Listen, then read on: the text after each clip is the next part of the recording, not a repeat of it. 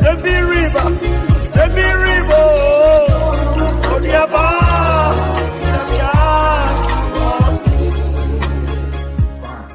Enya son ke talk about mo akwa Abejo so DJ Francis abana ba chon ti say Ankopon da Roma ho ye pa ya da Nyankopon ase papa pa chwe na se bi say betu Nyankopon ase me firi nchen yo medasi Erwadi Nyankopon ye da wase se wo de edon ni bria che he say nipa nkwa ayesima nipa nkwa edon we nipa nkwa eye ebre daso se saa simen saa bre untwaye dia net se ye de ope are chiewe ese ye de osoma ye na adwuma anadu bi ba onipa ntimi na adwuma bompai se adwuma eye adwuma pa ene asem no a odi amaye no bra asem yi ebe yi momiguso na tiefo a wo mutie no wona woni ahoto wona woni ahomegye obonim wona yare ye hyewonso wona wawari agu wona wawari a ebasema ye den saa konu ye asem be bawie no ho apapai afisa se na adanse aba enim se o senkyere ne bi di asem na chi sansa wa hyebo senkyere ne bi di wona ogidi achi da wase o Yesu bi mo na me bom paye amen asampa enumre yi eda pono so a ye behwem wato din se osoro asotwe eni atemuo etia boni bia osoro asotwe eni atemuo etia boni bia onipa be ye no asotwe bata ho wonya bone baako ana mienu wo bra wonya asotwe boni bia wona asotwe na asotwe no ya asase so ena asase so wu achi ana se wufra asase so a nyame ebebu aten nyame dija ebebu aten ne bonyefo onyame di oja ebebu o maten onyame di oja enebe twe ne bonyefo aso oja enum dem enti boni bia so twe ya onipa enim se Nyankopon fa ne bo ntu ntem wato dada Exodus chapter 20 verse 5 to 7 na me Awurade wo Nyankopon me ye Onyankopon nunkumfo a me tua nananom emu yo so ka me fa emaso kosi awon toatoso miensa ene nan a otan me di obi a wotan Awurade no Awurade betua oka za wotan Awurade a oti bonimu obi oti bonimu bi atan Awurade obi oye boni bi atan Awurade na se kire ne se Nyankopon se ye nipa bia na so redai di wa makwan me Nyankopon asara ntranwu wa makwan ma twene antranwu wa makwan ma Yesu antranwu a wotan no enti wo so obetua wo so ka verse 6 me ye empempem a odome na odi me mra nsem so adoye emo Awurade wo Nyankopon de kwa na Awurade ma de obo ne din kwa no emfa no tototo wakwa soro de makoto dum wo ba fie wakontokwa na me betua ka wakwa soro de akokenka Bible wo ba fie no wakọ ye ade a entre Nyankopon ebetwe aso enti ni sasi so Exodus chapter 20 verse 5 na me Awurade wo Nyankopon me ye Onyankopon nunkumfo me Awurade wo Nyankopon chese de ombo wo no ena kasa kire wo onipa bia homi wo mu bia no na me na bo wo enti wo kasa kire so se me Nyankopon nunkumfo enti onipa bia onsome no metwe nkura tia no di nkunche no ene asotwe no akatua no me Nyankopon nkunfum tia na nanom amu yo so ka tetetetefo no nyame amfa nche wo bone wo ye twe wo maso wase me tua nananom mu yoso ka nananom mu yoso no eso nsunsuanso ene yetwa ne ne ya nana Adam wantie Nyankopon asem ya nana Adam wanfa Nyankopon asem anya djuma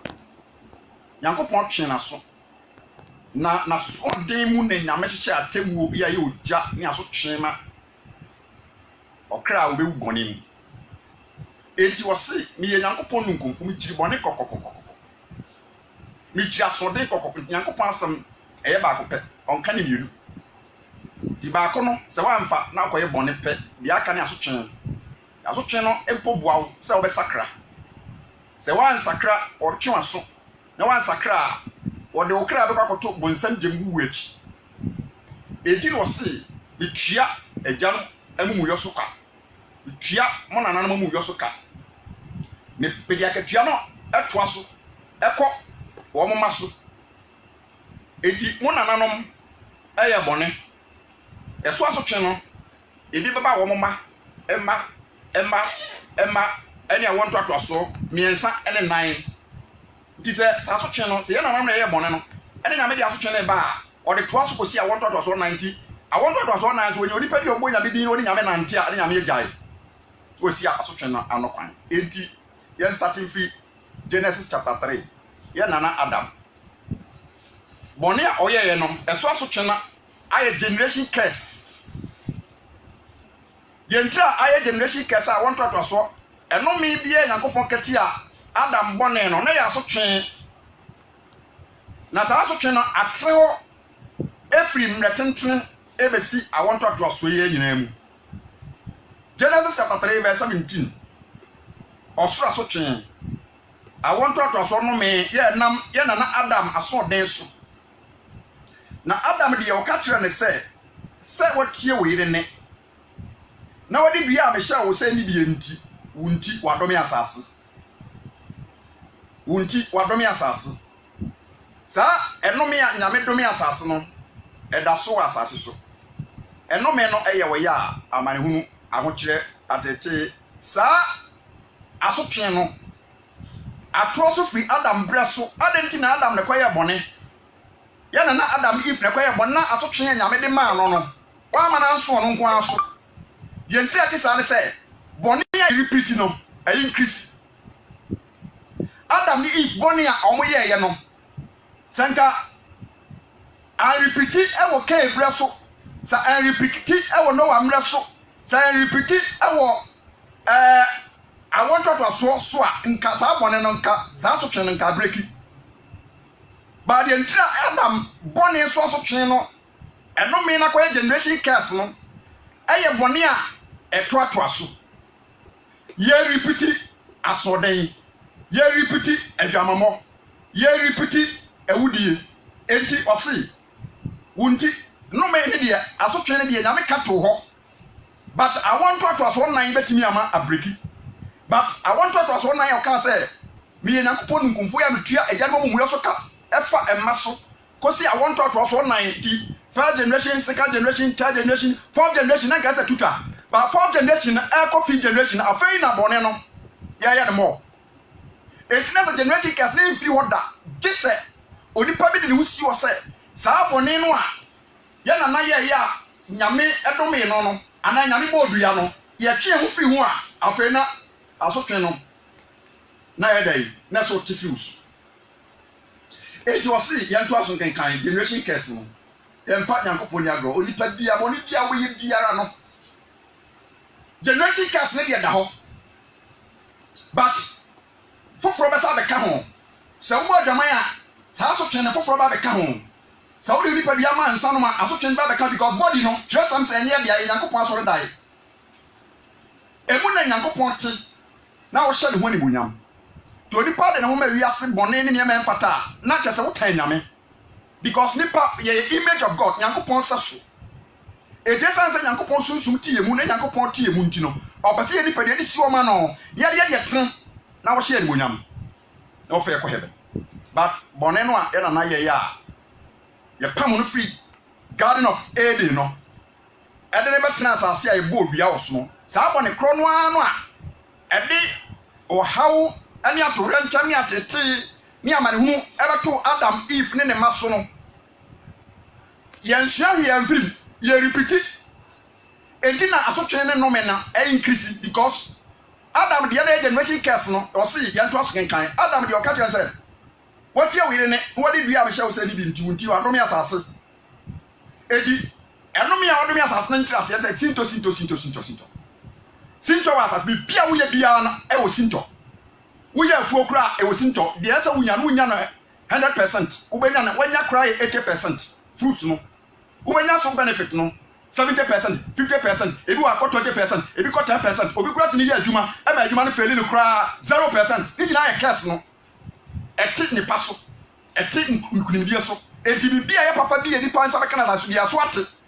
Generation curse no no. Eti wunya niema perfect. Bibia imperfect because of the curse. Na se bone no so repeat no. Na esote. Niema pa ya nsa beka free asase so na esote. Because Bible says asase dia bobo. Bible say asase yare. But yamfa Yesu yamfa nyame asema mesam yare. Se nyame asem ba wasase mu a, asase abekoso die ayaresa baso. Asase aye ni padua no. Eno na etimi ekoma asase aye na te ya wo tumi wo so se. Die wudua power na wo mu no. Ebetimi amade wo dua na fifi. Nyame sunsumo wo mu no. Enko ba se wo bedua bro. Na bro se bro makako bia metem be 20 na dua ya na. Sa metem 20 ni aka fom dabi. Power na wo nyame mu no. Eno na emotivate asase no ena aburo na wadua no baye na wadua no entimi feli da because ya me sunsun wo mu se wo control sa de bia wo besusu sa wo ye ne se eye ma wo but san sha no ne fa no eswat because Yankopon bo nipa o shai de den a ebi aye bi be yi but e wo se ka unya 100% but bone no ya repeat aso de na ya repeat wo se wonti wa do me asase ye di kan de to so ye no ya mu ena wo be di so ya mu na obedi disuo wo nkwa na nyinanti onipa bebre ansano wo sumi na miyo wan sumi na miyo wo bebre ansano sa generation curse no untimi nyimfiri wo but de baye no se wo do ho kodan Yesu wo do ho manyame asem a sa generation curse no Kristo betwam etuti asase a no me wo so de nanso so no Nyankopon adom no epagyaw Nyankopon adom no ebubu ko bia fi wo so eno na dem pagya ba Joseph timi trase a otimi breaking the konua no Joseph breaking konua da no so no wode tini breaking konua no ebra wode no kwaredie wode bone tan wode abrabopa no o breaking konua no kosi bra wo bre asan go breaking konua no wo be break ababere ni nua no kire no to nkunum wi akire om koton no ma Ishmaelfo afa Ishmaelfo om de koton ma Potifa so ma no so no akire ne yefa akwan bi so epe so na da akran se ntimi nyabone ntie Nyankopon akran mo ye nahi e ma fa akwan bi so e ko yire no ina achi dosi otimi gina dwane hwade ato no because eye konua na da so Adam generation curse no na so fa bi mu kosi bra ni no kura bia be duru ba bia se Nyankopon ye da yi e breaki curse no ti curse ye breaki ye nam aviansa tra so breaki enti Joseph ni do kura bia na ba papa breaki bra ye be fa di prison no wawie ne kon no wo wie na ho kire no free hono ye mpagya nko a na erimunam bom pai sinyame won sa adom no eti wo si iya mu na obedi disuo nti onipa se Joseph breaking ni konua na ho kire nyina achi no se la na oton no odua na oton eti akonia bade nyina no na bre wo mbet no onya 100% blessings bibia Joseph ye bra konua no breaking ye no na ni bibia na eye perfect na adabo ye perfect na warrior ye perfect na setra ye perfect adenja because we break it but brother dia wo wo see ya mu na obedi disuo nkwa na nyina nkasa ne ntense e na be fifire nkasa ne ntense e na be fifire ama wo kire se untimi ntrase wo bre nyame beto sika firi suraba untimi ntrase wo bre Nyankopon beto bia ne firi suraba mana bre na twa mana no kra na omkotase e ko ye ho adwuma enti asase so de eza se wusem fifire edi wo se nkasa ne ntense e na be fifire a kire se generation curse no boni ba ko pa obi kokko ye no ana aka won to so nyina kire se boni bia ba bia no e wona so twen enti sa nkasa ne ntense e be fifire no kire se wo se afuo hu ahai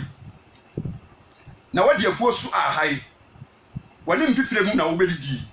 bia kosi se wo be san akọ no tiem efise mu na wo yi wo firiye kire se sa wo bre wo nyina boni de ba yi nyina achi no ye twa to ne se nyame ka sɛ woyɛ na tia bɛsa akɔ na tiam ɛhɔ na atem wo ba etu abra ba bɔ yɛ nyina wo bɔ wie sɛ owuo ba wasetena wo bɛtena yɛ nyina no wawie ɛnɛ nyame de ma wo nyina wadi awie aka ɔkra no atem wo bɔne na woyɛ no asase so no body no enya so twen ɔbrɛ ahokyerɛ atete enti saa generation curse no bɛka adenti na mfi wo maka sɛ Adam awon to so bɔne a Adam if yɛ no wɔn repeat ya enti na saa generation curse no ɛto aso ya obi a Adam bɔne no wɔn bi na Adam na yɛyɛ na saa curse na ba so no ne nti asɛ sɛ bɔne yɛ repeat yɛ to so yenu saa God of Eden na nyame de Adam ti hɔ no ɛhɔ yɛ paradise ɛhɔ yɛ ahotokuro ɛhɔ yare ni hɔ owuo ni hɔ enti Nyankopɔn ɛpɛ sɛ Adam bɔne a wɔyɛ no ɔtena so nti wɔpam no fi hɔ Garden of Eden no ayɛ Nyankopɔn kuro Nyankopɔn fie enti hɔ yɛ ahotɔbea Genesis 33 verse 22 the entire generation curse was asase na nyame pam Adam ba so no ayɛ asase a yɛ kɛse yɛde ahokyerɛ ɛto so yɛde yare ɛto so ɛne wɔne mfifire na wɔbɛsa wɔn sɛ wɔde to so enti saa asase yɛ ti so yi ɛyɛ different from Garden of Eden ɛhɔ na ɛsɛ nkɛ nipa tena perfect place ɛhɔ bibi yɛ perfect we are adwuma 100% na obenya bibi yɛ perfect nimdeɛ yɛ perfect ɔdɔ yɛ perfect relationship with God no perfect na Adam ne Nyankopɔn intimate fellowship ayonkofa na Adam hu Nyankopɔn nim na Adam hu Nyankopɔn nim ɛnɛ onipa bie na ɔbaa wo na betwa hu Nyankopɔn nim ko betwa kora hwe ɛmframa nyame de bakra betwa hwe but God of Eden na bɔne ni wonti no ne Nyankopɔn ba bɛyi ne wadi ma Adam nim sɛ de nyame sutie ɛnso Adam antwerɛ Bible antwerɛ sɛ de nyame sutie wɔntimi antwerɛ because bɔne no free adeni your Bible says shall no makom ten Nyankopɔn bɔ nipa wo suba Adam na wɔsɛ nyame akoma mu wɔsɛ nyame abrabɔ mu wɔsɛ nyame enti no a perfect man enti na wo hu Nyankopɔn ani but Adam antimi antwerɛ bia mfa Nyankopɔn ade ba kɔ yɛ no Adam antimi ameyɛ odifoɔ Adam antimi ameyɛ ɔsɔfoɔ Adam antimi ameyɛ ɔkyerɛkyerɛfoɔ but yɛ yakwanya wɔ Yesu mu sɛ wo ba Yesu Kristo nkyɛn wɔ so ɔyɛ ɔhene sɔfokuo enti di Adam antimi anya no di Adam nsa anka no yɛn sa bɛka ɛwɔ mu sɛ generation curse na da hɔ but Nyankopɔn nam Kristo so left yɛn na yentra bɔne no me no to aso generation curse na me kyerɛkyerɛm sɛ yɛdi kan Garden of Eden no yɛankɔtena obi yɛpam Adam fi hɔ enti awon to aso nyina bɛtena asase yɛadome yɛtɔ so yɛnu bɔne no Adam yɛyɛ no yɛ repeat increase no yɛn starting free yɛn to aso free Genesis chapter 4 Adam eba Cain ewudie Adam ba Cain ewudie nka sasa nka Cain timi sakra Genesis chapter 4 verse 8 Genesis chapter 4 verse 8 meken kai radio se na Cain ka kire ne nua se ma ye kwafu na ba se wo afu mu Cain so tie ne nua Abel dokum no Cain so tie nti Adam aniawu but Adam eya asonde kodi aduaba akɔnɔ ani berebere aduaba Adam kodi Yesu spirit e friend akɔnɔ spirit e friend ani berebere covetousness spirit a friend ahoya eti honhom dia kyese say abia bia no ebi ba Adamu but Adam antwe sekan wantwe ba eti ne ba no so woyɛ bɔne bi ba on krisi ni papa de no eti kyese asotwe nyame ne ma ne papa bi bɛka ho eti ke sa generation curse no ofabu bi esa nya ɔno so de ka ho bɔne bi a woyɛ bia no wusanya asotwe foforo bɛka generation curse no eti yanto aso na Awurade bisa kese o nchichemu a eye edu ba ko odi aba bori ne ku no odi adaba bori ne ku no nchichemu edu ene du ba ko na Awurade ese ede na waye yi wunua moja etiam frem firi asase so na afi wadome afi nyame ka tira Adam se unti wadome asase wankɔ ne direct wanya ne personal ba kedia no aso twene ne nyame ye ne personal but nyina no de ade ba ma wo so no eba ma hu se ensa wo sa ye dai kai wo bofo na wo kɔ ne nkyɛn kɔ pachew enso Adam wan pachew ke susu ye bɔne wan pachew eti ne nipa bɔne wo ye bɔne ha o pachew kra o mo na de sa asɔre aba obi akɔ asɔre so still ke kra de wa nyanya atwom sɛ wo bɛkɔ akɔ pachew kɔ ka bɔne na bɛsa akɔ ye bɔne no na kyɛ sɛ wo ti si nyame wo twetwe no nipa bi de hɔ so mo ya asɔre so mo twetwe nyame na afi wadom wa fi asase a ebue na no age wo nua mogya afiri wo nsam no wo do asase a ema wo emkoso ma wo no baye ebiu wo baye koboni asasaboni ewa asase so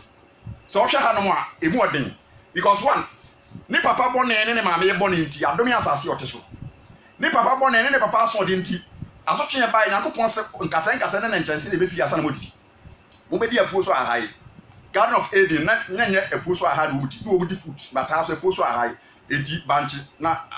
abo wase bode na aso ewo so ni nyina kire se Nyankopon se apuo so ahai edi ahwe se Adam asotwe no kedia no bi be ka ho yedi kan wo se nyame ko no personal boni a waye yeso asotwe ni wadome ho edi awudie asotwe ye personal case obi a wayi nyinsan agubia no personal case enhyira pa Nyankopon ede bo no pa ne nsan kada no wo be sakra wabia de Yesu di but akoda na wayi na guo no ekotia oman because akoda no ebia obe eduru bia oba ba ye oman mu panyine bia obe tachi abai no abo ama abai no tutu akoso na obe president edi awudi asotwe bia ye personal case edi Kenya personal case and was a generation case. Is any power we ukra ngeye? Anso na nko betime break isa ko yoke no. Eye yoke. Boni aso chibia ye yoke konua. Na nko betime break because I don't know Yesu ba ye break ye. So o ma kwan be Yesu Kristo be break udie no. So Luke chapter 4 verse 18 was say rather won so. Na Kristo amfa won kokon ama continue break because eno me no kasa boni aso chene mu odu. E je rather won so aso nsa me ka sempa nkyere hiafo. Wo ma boni ntia ma obra baba asesa. Me ka oje nkyere mu mfafo wo mo ni afia me bi wo mani wo ma obonsama tekire wo me pai konua fi wo so elsu ni pa bebre wo mo mma Yesu nkyere wa break konua no ananti am koje oil say wo me de oil ko break konua oil handkerchief besia kwankyere friend say body akwankyere dokuna kwankyere wo e betime break konua jisa wo ba ka wo bone kyere Yesu say Yesu Kristo me bone na de no me ne so pa ba me so me ja bone ye jimi firi no mi mu eti won toaso a nche kedia na na odin eti die ntia generation cast na toaso no Adam ye bone ne ba no so repeat chapter 4 no chapter 3 no na omo ye bone no ena no me ne ba chapter 4 case repeat chapter 5 so Genesis chapter 5 verse 5 or see na Adam edi mfie ahankron aduasa no wo set na wo wi eti free Genesis chapter 5 Genesis Moses nguma etoso edi kan etiranum jijemu a eye enum ekosi aduasa mienu obi ani nyame anante yentra generation cast net me to aso no Genesis chapter 5 no verse 1 to 32 no obi ani Nyankopon anante ni baba ko pe ewiase nyina sa generation no set generation no Anos no generation no yawo Anos no mbo nyame din Genesis chapter 4 verse 26 was say na set nso oba bi ema no woto ni di Enos ebre mu ana ofiri ase boy awurade din sorry no ombo awurade din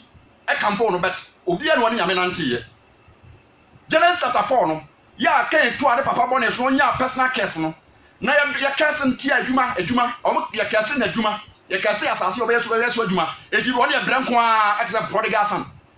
wan sakra bible wan che ba bia se case sign chapter 5 no so ena I want to aso no increase here was see we di mfie say we di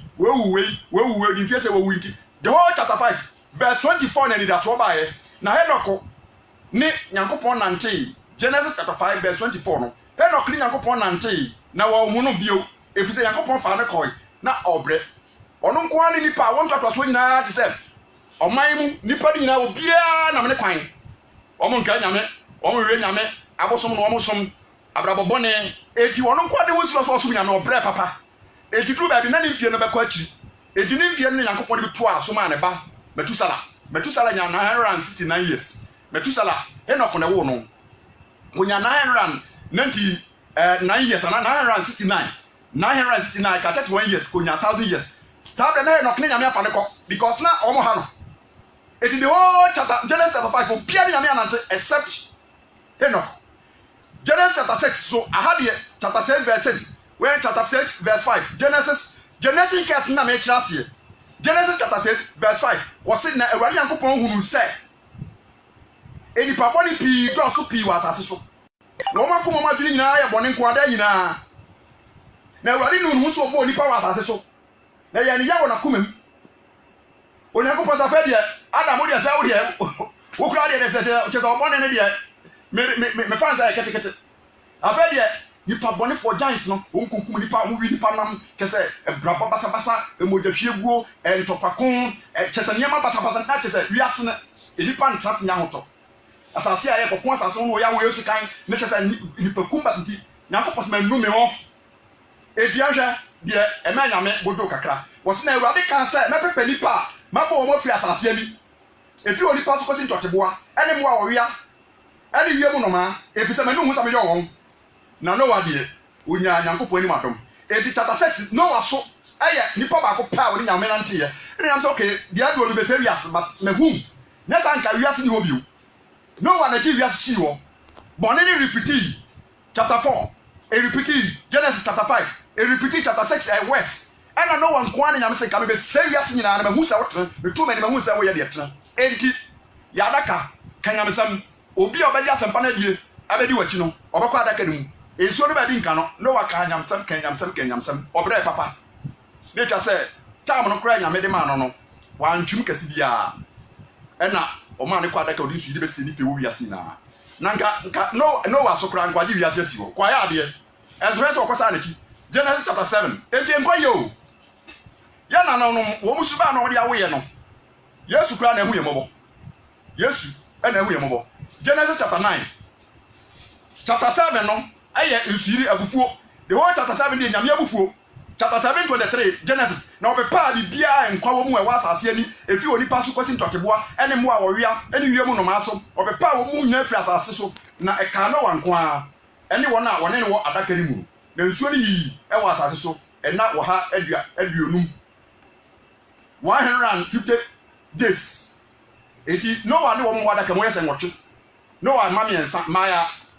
omo ye kunum ensia ena ne wane ne nwotwe wiase nyina o enya ga na ngwa o the whole world chese nyame kura wa botre se la anya ye Noah kenya msema anya ye ena Noah nko anya me nyam so ji wiase si yo o wie ye no he de Noah ye Genesis chapter 9 chese emoja o ba yi se emoja akom se ofia emfifi order se nyame ni pa bia mpie wo pa ma ontini anya mpa ba anya nchechira we ye de ye enti generation no wo mo bayira because ye moja se di mu dem ha o papa no mu wi abanu mu wi sa o papa no mu wi a we de abanu mu wi o papa no nsa wa tigi sa wo breki o mo ni pa ho so ye Genesis chapter 9 Noah eko ye kuya eko twa be o ko ye adwuma abeta Genesis chapter 9 verse 20 na Noah free ase ye kuya wanya nkwaje ufiefo wanya nkwaje mo cha ase ye sacrifice abo afodi ame nyame aso nyame acheche nyame asam no afa de ye adwuma ko ye wo ye kuya odi abode bi abanche ye wosan etwabe adwuma a woye ya na wode eridie ne abetwa ye na Noah efri ase ye kuya na woye bobetro na onom ensa ni bi na woborei na woda ne ntoma dan mu na ne ho da ho na Kanaan Ejaham ohunu na ja adagam wo ka kire ne nuanom baanu ewo aduo na Sam ne ye efa ntoma ade kɔ wo edigu wo mati enam nkyerkyere wo mati ade kɔkata wo ja adagya so na wodane ne na wodane wo ani kire na wo hu wo ja adagam na Noah ani so tete no efri ne nsabrom no wote de ne ba kuma no eyeye no woka sɛ wadome Kanaan obeye nkoa amani nuanom Kanaan asase a aman so ne teso no Noah ne de no mento wo so because saa bone no sɛ dome wa e ma wo ya basabasa enti ebra Noah koye kuya no okoye da kotwa abe no onom sɛ ne buruye ana oburu ya pɛ ne bare nim ne baham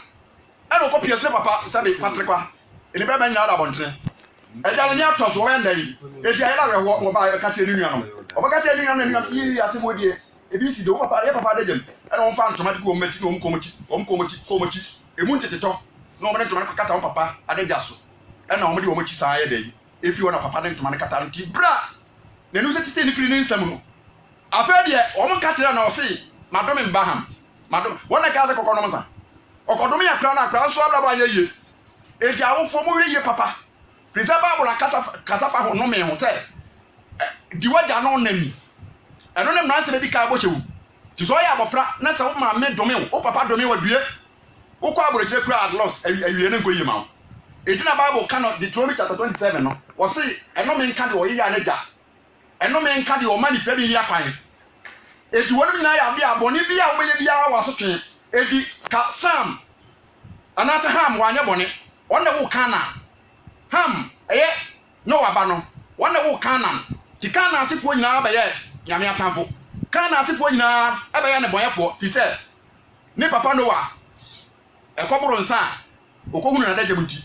ensa ntiti firi ni so a ka obeka se me ana ye boni sa kwan we amfa so no mo so mo mfa so na mo ma ko hun sa na ma no wo hyase adome ne ba no e ma enyansunsuanso wo so ni nyina kire se Noah eso ni generation no wo de cast yaba boni no a wo so kokwa ye no enam so ma ensunsuanso akodome ne ba no enu nti na Bible kasa kire se boni bia oni pa ba ye no enu so aso twe wo eti de ntia generation case no to aso no ene se boni no a Adam ye no ye repeat ye increase no asemi wo Genesis chapter 38 yanken kan ansa na ma church ma se mu miensa Genesis chapter 38 verse 6 to 26 making kan intentem yen waso na tie no Genesis chapter 38 verse 6 to 26 na Yuda ware yiribi ya wo frɛ no Tama ema na bakan na Yuda bakan di emuyosam awurade anim na awurade kum no Yuda oye Jacob ba wono na Jacob ushia na ma no ushia nso obeye ohene eti ayemfuri na fi Yuda busuam eti za Yuda yi woware eti woware ye no wo ne bapanyini ye nto aso kan sa na ma chechi na Yuda bakan di emuyosam awurade anim na awurade kum no wodi emuyosam awurade kum no ka die wo na kwanya nyame domain personal case wo domain adwuma na sase wonkuno obi ani ni case obi ba no msa ebia ensa na abeku no obi so ba no msa ebia ensa na mso ba maka abo no obi so ba no msa na mso mo nya yade atrase empo bia na ni aba no so asakra edi obi nyame ene obi di personal edi wo sei edi emuyosam awurade adi na awurade kum no chemu nwotwe na Yuda katre onanse Yuda katre onanse ko wonua enua yire no ho na fa ni kuna na fa no ne kunafo no fa kunafo no na woni na enwoma ema wonua no na onanse ema na nyame dia ti ba se okọ ni nua yire ho no o ma ne ho egu fam esai na wa nwoma ma ni nua na de oyeye no eye bone wa awurade ani so enti awurade kum no enti eye bone wa awurade ani awurade kum no wona na akọware Yuda anaso akọware Tama Yuda de ne ba akoma Tama wade anaso ama akọware Tama ma ne ba be ma na ye bone ne nyame kum no na o si wa wudie enso so onam unua yire no so onua na wura ene ne na woma na unua ne din nka ho ona nso ne ba no Tama koda ya one ne da ya pe na ne hu nsuo no ahwe agufom ena awurade kum wo no so yantua so he story no eti bone de nkase wu di bone amenyame de achew da oboa saba ne be chew kura obokro no ye de utum ye yukura nyame mfa nchew na de oye bone wo awurade ni so eti awurade kum no nchemu du bago na afa Yuda ka kire na setama tio afa Yuda ka kire na setama se ko tran kunam wo waja fie kosi se me basila benyini eti yeri kan ewu eti ona nso ekofa na wamani ayi ensuo na hwe gu no so nyame akuno ana aka ne babe masila ana Yuda se da bi me mfa sila mane nware me de mane ware a ohwa sila so akwa ye akuno eti udi ekọ sila kra onya usa so onyina me de ba ma ware Tama eti ko tran kura yim ko papa fie ko tran ho efi se o si anyesa ono nso ebewu se ni nuanom sila so me de ma Tama pe ohwa no nso wu na Tama ekọ tran na gafie na eche kakra no su ababa no Yuda ere no ewui eti Yuda na ere no ye frɛ no su ababa no on so wi na Yuda atete ere wu wa afi etwam Tama na atete no one na danfo Hira adolani ekọ enwa hu twitwafo nkyɛn wo so mo ko oni na danfo adolani no ekwa da Yuda ne na danfo ekwa ko huru omunwa ho na omunwa na omanyi na omunwi dɔso no mo twitwa mo ma huru mo sanse enwa de Nyankopɔn de omunwi ti se twihirema ɛsɛ omunwi ne fitafita ti no kan tete no omudware nwai omo ma mwa ma omo eti Yuda ene na danfo ko so omo kodware omunwa ho nchemu du miensa na okoka kire Tama se Tama so ya na kotena fie se sela esua enti onyi ne be mo aware wa hye ne bo enti asem bia bo no beka bia bi so nya sa so twebe ba so na okoka kire Tama se hwe ebra Tama te obi te se Yuda kwa akotwa ni twitwa ni nwa ho kodwa ni nwa ewo ensuo ho no ana obi kokko di nkonkosa kyerɛ Tama sɛ wase kwa akotwa ni nwa ho wo kodwa ni nwa ewo ensuo nti me ka kyerɛ na okoka kyerɛ Tama sɛ hwɛ wase kɔ Timnat kotwa ni nwa ho na woyi kuna ntade Tama yi ni kuna ntade firi no ho na wɔde nkatani mu kata n'anim na wɔsakyerɛ kɔtena enam kotia Timna kwan so efisɛ wɔhu sɛ Sela anyini wɔamfa no amana anware na Yuda hunu no esan sɛ wakata n'anim Tama kata n'anim na se o wakɔtena nkwankyɛn te sɛ tutu ni ba wakɔtena nkwankyɛn sɛ tutu ni ba di bra Yuda duru hɔ no se nkyekyɛmu dunum na Yuda hunu no osan esan sɛ na wakata n'anim enti wobu ni sɛ dwamanfoɔ na ɔma ne kɔ ne nkyɛn ɛkwan no ho ɛka sɛ ma me ne wo nkɔdɛn ɛnso na wonim sɛ nase na wɔsɛ ɛdeɛn ɛna wode bɛma me wɔsɛ deɛn na wode bɛma me na ne mada na wɔsɛ mɛma wo abirekyire ba afiri mu a ɛmoa mu mɛma yɛde abirekyire ba afiri mu mu abrɛw ɛna wɔsɛ neɛ ma me awo wasidie sɛ wobɛde yɛde abirekyire ama me de a di ka ma bibi a de si awo a nti sɛ wode abirekyire ne ba na awo wasidie ne bi de ama wo na wɔsɛ ɛneɛ ma me awo wasidie kosi sɛ wode bɛba na ɔka sɛ ɛdeɛn na memfa nsi wo awo a ɛna wɔsɛ wo nso ano ka ɛne wo ho poma ɛne wo nsam poma na wɔde maa no oti Yuda eyi ne nso ano ka de maa nase na wɔne ne da onim sɛ nase no o wɔde sɛ dwamanfo ba wode wɔbɛbɛma na ware wamfa na ama na ware afei deɛ wokɔ akɔdware wo nwa ho akɔhunu sɛ ɔba ne te nkwankyɛn a wo so ɔyi dwamanfo ne kɔda so tu ɔde bɔne ebi ka wɔ no na wɔde nso ano ka wɔ na wɔse wɔde maa no na wɔkɔɔ ne ho na wɔne ne nyinsɛn da no a wɔne Tama da yɛ nase no na wɔnim sɛ nase da no a ɛna Tama nyinsɛn kyɛmu du nkron na ɔsɔre na wɔkɔe na oyi ne nkata ne mu firi ne ho na ɔhyɛ ne kuna atadeɛ Tama san akɔhyɛ ne kuna atadeɛ na Yuda de abirekyire tio kyɛmu aduonu na Yuda de abirekyire ɛba no ɛma n'adamfo adɔ n'ani no sɛ wɔmfa nkɔnkɔgye na wo wasidie no a ɔbaa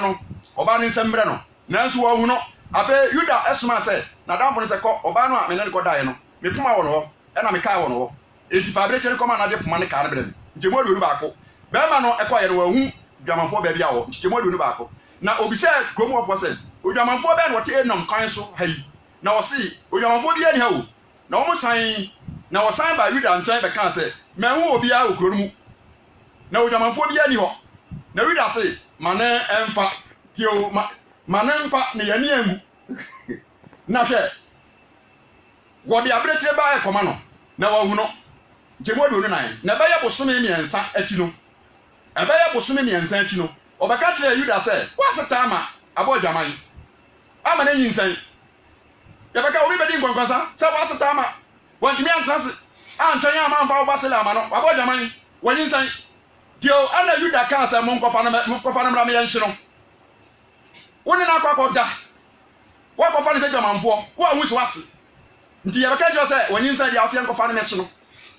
na ɔkɔfa Tama bae na wɔsomaa no ɔka kyerɛ nase ne sɛ ɔbɛrima a ne nneɛma nie no Tama ɛka kyerɛ wɔn mbae sɛ bɛrima a ne nneɛma nie no ɛne me na ɛnyinsɛn na wɔsɛ hwehwɛm na hwɛ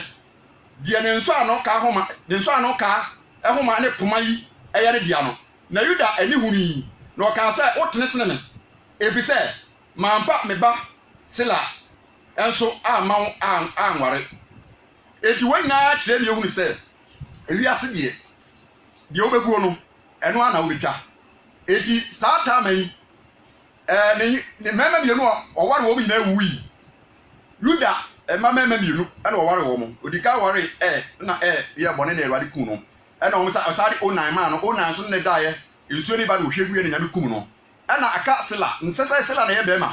ɛna Yuda se sɛ mede Sela ma ne ware a ɔnhwɛ ya no nso nyame kum no eti no ɔnkɔkyɛ ne kuna yɛ mu sɛ twa no trɔ sɛ kɔtena kuna yɛ mu na sɛ Sela nyina mede ne bɛma ware Sela nyina wɔn afa ma Tama anware Tama ɛtwɛn sɛ wɔde ne bɛma na ware afɛ deɛ Yuda ɛse wɔ kɔ akɔdware nwa ho ɔkɔ no oduru bɛbɛ sɛ ame nkɔ sɛ fɛ ho kakra yi na ɔbaa bi gyina hɔ ya asɛ ɔbaa dwamanfoɔ ɛna ɔne ne ɛkɔda ɛna ɔse wode mbɛda deɛ na adɔ wɔse mɛmo abirekyire na wɔse abirekyire ne nyama deɛ na adɔ ma me ɛna ɔse deɛ na ɔpɛ na ɔse fa wo kaa no ma me na fa poma ma me ɛna ɔgye kaa no ɛne poma no ɔne da wie no kɔyɛ kyerɛ a ɔpɛ so ɔde abirekyire ne ba no ɔkɔwe dwamanfoɔ no ɔhunu dwamanfoɔ no afei na obi sa ka kyɛn sɛ Tama wase Tama ɛnyinsan eti mu nkɔfa no mra ne yɛnhye no ɛbrɛ ɔte ɔso mu nkɔfa no mra ne yɛnhye no wayɛ bɔne o wɔn sɛ bɔne obi kɔkɔ wia deɛ sɛ mu nkuno enso ko bo dwaman a bo dwaman ko fo bi ire enso ne de wo ka cha o so eti wiase de obegu onu ana betwa ewi akire no ye ko fa Tama ba ya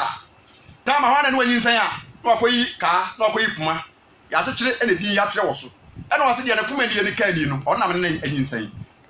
Yuda ba behwe ya eye ne kuma ne kawa ene wase Tama wo tresne me eti wanyina tere mi hu se eye ne buase kese ne to Yuda esan se wamfa kwampa so nti de Awurade ka tere nyase boni bia boye bia no nyame bepa wo ntoma obetwe waso edi ante asem no mu yelu ye di kan ankrankre asotwe etia ankrankre bone ankrankre asotwe Hezekiel chapter 18 verse 14 Bible si Nyankopon ye Nyankopon ni nkumfo otia ye nananom mu yoso ka efa mma ekosi awonto atoaso ti generation curse no de ntra e repeat ye bone e toaso eti bone e toaso no ene Nyankopon se okay bone e toaso de no me nto atoaso abade a ene ye meko ne personal se obi papa ye bone a me de aso twene baba papa no so me mfa ma oba no so adentra because me ni obi e be dili obi abone bi a wo ye bia me ne be dili personal Hezekiel etiadi for no kanya me asem no generation curse no na eso aso twene no na eso ti na ankrankre bone eso aso twene ena na omuka ho nyamsem Hezekiel chapter 18 verse 14 making kind na hwe wo ba na ono de ohunu na ja bone a oye nyina na osoro no wanya bia sa abofra bi mu sa ne papa no msa osem papa kwa wonam so no nye enti na papa abrabo ntinya nko yi no sa kwa wo me mfa so me de mo be nyame oburu sa papa no mu wi na osem papa kwa wonam so nye kwampa ebe wi acha papa na adwene be ha no enti me mfa sa kwa no so a sa di pa no Nyankopon ka de chi enti wo hwe so wo ba na ono de ohunu na ja bone na a wo ye nyina na osoro no wanya bia na oni afore ye bia se abofra no nsa me papa so bosom a wo so no Nyankopon atemuo ene baba no so se Nyankopon se we nyame nkumfo a otua ye nanam amu so kan se me papa bosom na wo so se me di ati a me nma so bebre enti se wo se di pa no amfa ne papa kwan so se na se o ani aforobo eme poso na wa ma ne na o ma ne ni so enhwe Israel fie ahoni huhuo na o mu ne yonko yire hu fi na o ho mo bi so na onye awasidi ensie na onye apampansidie no de na biane ma de kom de no na o fra de jani ntoma na o sankan ne nsafi boburoni na onye mfentom ene nsi ho na oye matemudie ena mahede mu a ono de ogu na jamu enkwa na obenya kire se boni bia o papa yeye boni bia o nananom yeye no se wote ho firi ho a Nyankopon se obabo kwan foforo ato ba bi e kwan da ama wono be yapam eno me ne nso pa nananom de baaye no ema wo so enti no wokase nchichemu a eye du enwotwe nchichemu a eye aduonu yankeka nchemu okra wo ye bone no ono a ne bewu enti se wonya te ho firi bone no ho a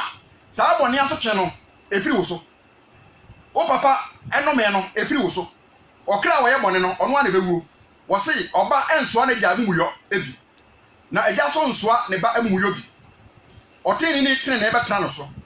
na abonefo sam na abonefo sam betra no so nchichemo aduonu nan emiensa na pe na mempa abonefo wuo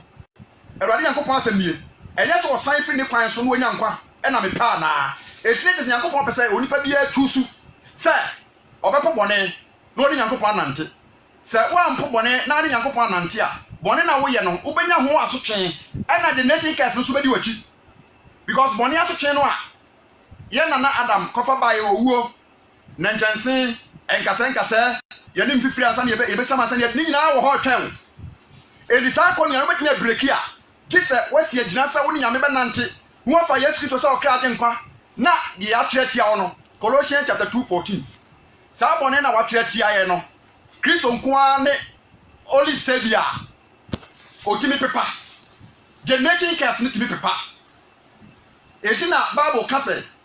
Kristo se obi o tiaso odi ni no wawu mpa obenya nkwa Colossians 2:14 opepa ahyade a ewa atwere mu watwere tia yayi obre ahokyere yare eka ekom eno me Kristo nkwa na timi redeem etina curse na da be ma na obodam no oduru Kristo nchan no Kristo sa yare Bartimaeus frami oduru Kristo nchan Kristo sa a generation curse akwatafo no ba Yesu Kristo nchan Yesu sa yare oba ba ko yare na moja ntwa obu a fu yare be 5 years ni da so enkwe be 20 years ye yi ana saba a generation curse eti sa wo pese kwan kro yare fi uso ahụ kire kwan ko fi uso a generation ka en fi uso gise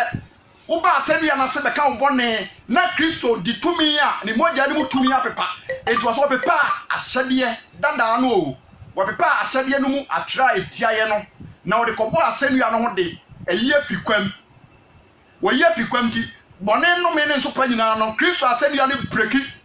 cross no twam ti de hian so ba Kristo nchan na personal salvation no wasom eti di tromi Mose mpo be wuo no wo tre to ho fa sitie ene hira sitie ene bambo sitie ene apomden sitie ene gunimdie nti ha no wo se ntikyemudunum na otu mpanyini ne tumidi agui tumi eta bone ati tumi a wo mo etai bone no me ati no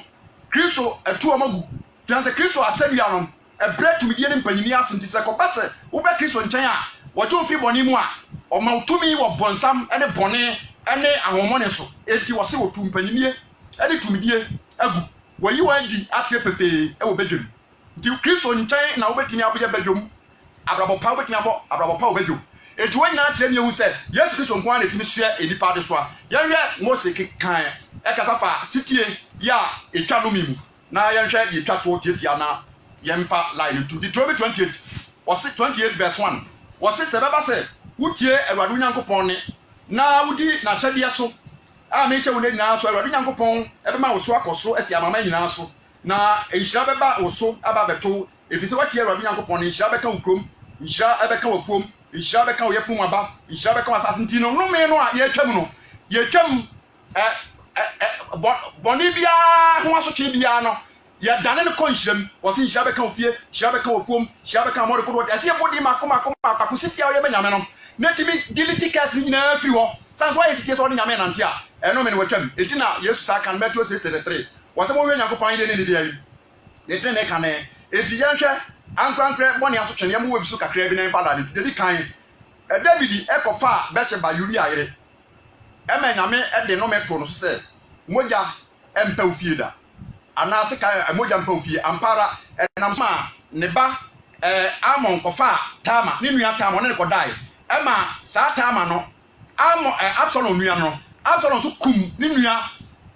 Absalom kum ne nua Amon sa bɔne na David ye ho asotwene ba ne fie so afa Absalom so retia ne papa epam ne papa fiakonya so odi ade ne papa dwa ne ye no sa akɔ ne mprafo ne onko dai awudie ne nyama basabasa kɔ so David yemsum ade ta bɔne na ɔye ye no ɛso asotwene ba wo sakra ibada asotwene to antwa asotwene ye mfa nche bɔne asotwene ye mfa nche so wo sakra wadwen ne amre won na asotwene de ɔmfa nche so wote ho firi de ntena bɔ bread na wo sakra de a wotimi yi asotwene fi ho enti Nebukadnezar ya so de nyame ma ne kɔ tena wiram wɔtwena so besa asaso so ode Nyankopɔn sikaku akɔnom nsa nyame twena so okum no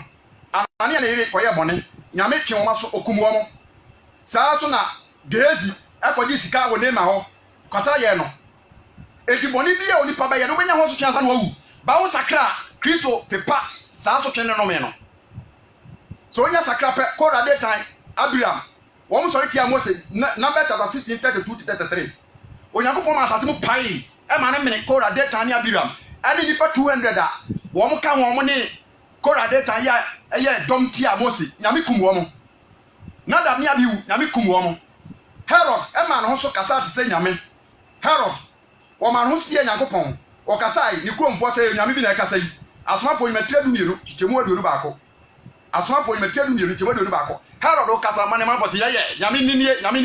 ɛhɔ apɛ ne nyame kɔfo bɔ no ma ne dɔrɔmwa kyerɛ sɛ bɔne bie ni ho nipa da sani fi Adam so besi nipa twato obewu ya wonya so twe ansa na wowu bɔne ya wo agye bi kura ho so twe bi ba wo so nti wo sakra wa biade apepa fi wo so DJ bi rally too. Okay, order for a patcho summary over to me a friend was 0552 201516 0552 201516 0552 201516 Any 0500470332 0500470332 0500470332 0552 201516 0552 201516 Pachowe any numbers we know about your friend also and the email Pachowe to some friend for my fan. Eti boni aso cheno etwaso I want to atwaso kwa I want to atwaso Nyankopon kan say o se Nyankopon nkumfo metua mo nananom mu wiso ka efa emma osi I want to atwaso odi kan ye toso mienu ye toso miensa ye toso 19 Nyankopon se boni aso cheno obegya mu a ekosi 4th generation sa 4th generation so antiase o say bitia Nyankopon increase amane no etu hwa David ya okoye boni nya metwe na so hwese won so you have David ne sign ne you have so kokokum abena so sahene Baba Ebacho Yanko Amano Senior for Free Kan. Hello. Good evening. Hello, police. Atakrani. Atakrani. Atakrani you. I'm getting ready to office to master. I will come to me today. If you beat, you know what they are. A banana say, but no quotation of how to financial. The beer was come. Okay, all right. Okay, Papa Atakrani says, you would not worry or worry in your I'm running my no. And I'm with your friend on the quotation in Genesis chapter 38. Kowari Tama na ya boni nya mikumuno na fi almost ade unan osago na kowari Tama no na unan so ene ne da ya hwiru hwegu ye nya mikum unan na o kan say Juda kan say onko tren kuna yiwo ne papa fi eti no ni ba sele nyina no awaro na wa fa salama na awaro enti Genesis 38 verse 6 eti Leviticus chapter 18 verse 1 no de say bojafra ne o se men komfa onuaba memfa o papa ba ire memfa nti Leviticus chapter 18 wakasa ti amara ne ba ye no o kasa ti abojafra. Okay, my info offer okay to just one with me and so me patron so to your friend it was 0552 201516 0552 201516 0552 201516 and 0500470332. I'm about to talk about it. Eti boni aso twena to so ya cheso hwe Jacob kra o be hia ne mana Genesis chapter 49 no wonem nyame honhom so ne mana odomedumi bi papa yankwa wo mana so adakra awu matano bio oh okay papa na kama ya pepa o gele kenyi no hontina asena honhom so wo no ndi se yemma na ban bi tin mo we o me tukula al papa wo le bi o no am be no uji hono se kwanzo ama atake to no no ko ka je mana mo so mo ni atina mo so we no mpa bo an ne mana bi kan bi yo ye na wa se pra ko pa o ko fa okay all right so that's I mean sure na onye wo kase 0552 201516 0552 201516 han ba chota so mo e je to aso hwe boni aso twe no a Jacob ankasa kra no wo ne madumiru no ebra wo bo mpa ye hia wo mo no honkoko ama ne kwa ma bi mo hia wo mo ko ba ko o si hu bi ne ba panyin no o si okofo ne ja mpa che so ne ja aba wa kokoda enti wo so mfata ni bi odome no enti ni generation ne ye kes so enti ne mari no odome bi ebi so hia bi enti we Joseph wa hia na my info for di kan hello good evening. Good evening. Me ba chodi ni be bia kasa free. Sama jam ga fa statement ya. Me ba chodi ti. Me ba papa ba so fa nya mi sra no fa. Amen. Na pe e won tan pa wa dia ma e wo ji ti mi sra ye bu. Se de ba ya be ya fancy. Na fa nya mi sra. Amen. Ya mi sha un so me patro friend na imi. Aba ba chodi so. Eti ye to aso ante Jacob so domain e mani. So hwe Juda odome no cause ne Juda ko twen pana ko fa ne papa ba wa ye to so bi Simon bi so on ko twen sika ko kum sekamfo kunkum sekamfo Jacob no mpene so obie ni ho no ma we ni papa we nyame ni pa ne Bible no my fa ofrefu en twato na me patro oh too bad it seems sister Alma Rose na ofra we no entumi engina so this time patcho utia wetumi asan afre na ye de wo ewi o ba patcho to so enti wo hwa Yuda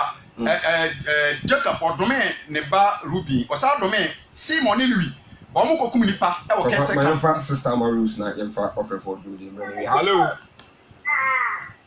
ya da fa ba ta ja ga ni hawa ta de ni era na o ya de fa wa ta lo you want some ya na wo ya babo okay o pe ba ni ya ai di kan so right era fa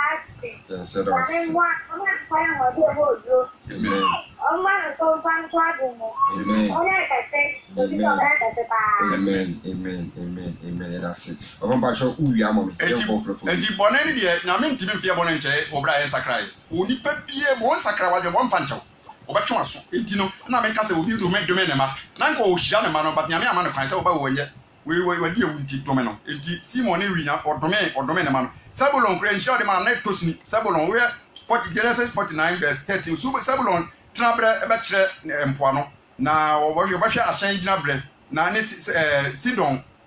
abochie so enti wo hwa ba bi won me hia o de ma won no se so tetete so ade because bi amfa kwampa so se David ni soja panyin ne Yoab so ewu so we ne sahene so so sahene Abena ede ne ho ababo David say okay meta o chi ababo Israel fo nyina no amodi hine wo so afere ofiri okoya apena Yoab aba besi aba oba ye no say Matthew say Abena ba ha no say wo hine wagya no kwa amane ko so soja ni we atata wo no wagya no kwa amane ko eti David ni ho so oti ya no say Yoab kokuma Abena eti David sunsa wote ye no dome ne soja ni no was wasefo babaso yare babaso empa wo no wasefo so da babaso sama mu meto so ne training ensanche modi asante boni bi abaye bi ase nyankopon ano me okura nipa badome wako wi obi dan wako wi obi abrekire wako wi obi sika wako wi obi entos wako wi obi bode no me nipa no bie na asante obeka bia no ubenya ho hawo the same thing so obrabo ye because boni bi abaye bia no enya atemu ye bu nsamtem ko a asase so nipa sofa ya sofa nyina ya bone yare ne nyarewa ne aho kire ne abebrese nyina ya bone ka boni diwa senkadi part God of Eden ka bre bia ni ho God of Eden ada na yare ni ho what now fie bebre ba how the cost no nyame David Moses entini ankofa ama God of Eden fie do a Adam if you tra ho no enjoyment o munya no nkokora makwa ama ankofa ama because you ankofa ama na ama edi so ti asenti di obegu no ala no na betwa enti faye fo ma Yesu na sakra yi na se okwa so di bone ne de bone aso chen bebe oni bone aso chen be fon bone aso chen be ma waduma asema ye basabasa usika be ye basabasa o ma be ye basabasa aso chen nem be kama asase so ansa na wu achi na me asa do akotu jim DJ me de besia me de number 0249 67 57 61 67 61 message back about Facebook your friend Gideon within there your friend Gideon yes Gideon is super Mishalki tinu mo wo share on Facebook Shampoo Sham no yam kesoma musu fi adum enkosi adum good papa we won pan na di Erade beta wase hira wasem so asem no tumi wo mu no nwura nipa mu na obi ato a ehu mo no na ye mfa nyame ndi agasa me kotonyo nyame ho dwom ti nyame dome me ko kinkan nyame asem nyame dome obra ye de boni bi di agro ye be pra ni ye kure hu na mane ma wadom so asemi so enso ma akoma mu se be ye be so bebre asna ye timi aye de trena ama ye ho ato ya ansa na ye timi aba wo tren beta wase o Yesu di mu amen yada obi bi anso asene pa